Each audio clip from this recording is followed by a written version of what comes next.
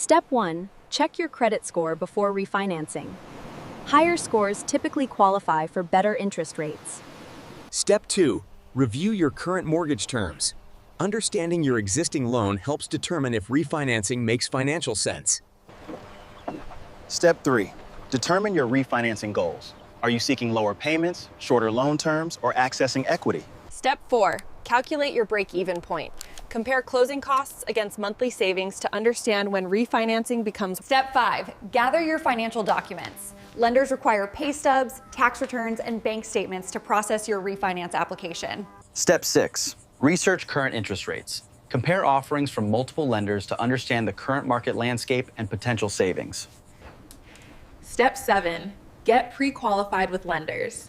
Pre-qualification provides estimated loan terms based on your financial profile without affecting your credit score. Step 8. Compare loan offers carefully. Review interest rates, closing costs, loan terms, and any prepayment penalties from each lender.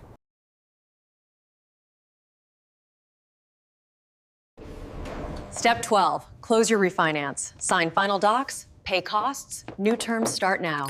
Congratulations.